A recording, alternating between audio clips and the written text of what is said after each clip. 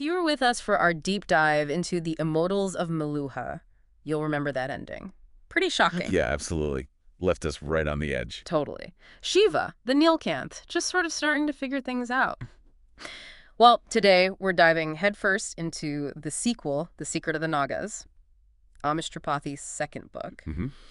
And our mission, really, for this deep dive is to unpack how this journey properly twists our whole idea of good versus evil. Yeah, it really does. And looks at prejudice, the consequences, and, the real weight of leadership. We're working from a summary, pulling out the key stuff. And what strikes me right away is how it just refuses to let you settle. Yeah. From the very start, Shiva's quest immediately makes you question anything. Absolutely. It throws us right in. Shiva's hunting that mysterious Naga. So one who killed his friend Brahaspati. Exactly, and tried to kill Sati, his wife. A really personal vendetta driving him. Yeah. And this chase takes him across ancient India, and he ends up in Kashi. Ah, Kashi.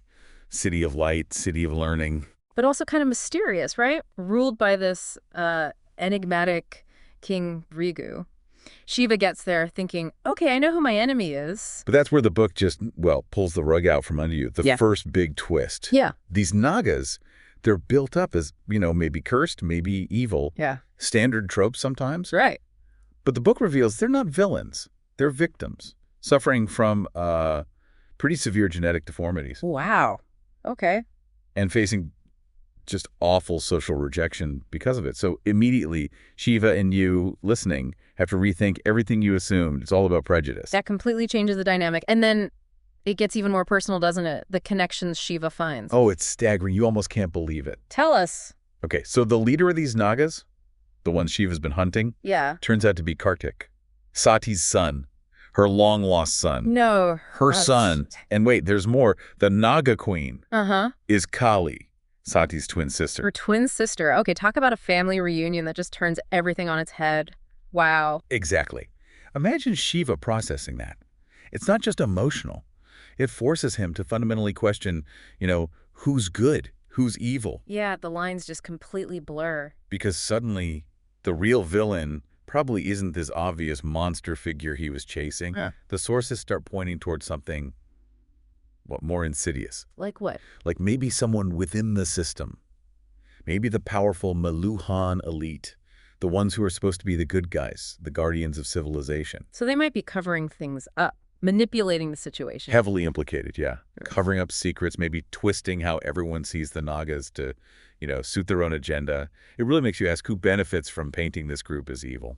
And then the ultimate revelation, according to the sources, it goes even deeper than people. Right. It suggests the real enemy might not even be a person or a group in the way we normally think. What then? The Samras, that drink of immortality. Ah, the Samras.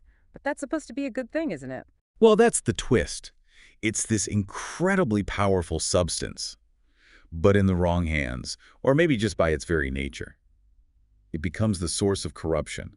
It's about how power, even power meant for good, can warp things. When used without conscience. Precisely. Which brings us right to the core themes Tripathi is exploring here. Okay, let's break those down. First, definitely that duality of good and evil.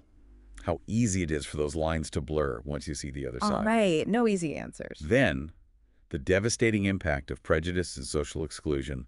The Nagas are the embodiment of that. Absolutely. And the conflict between truth and belief. Yeah, that gut-wrenching moment when you realize what you thought was true might just be a lie you were told, a convenient story.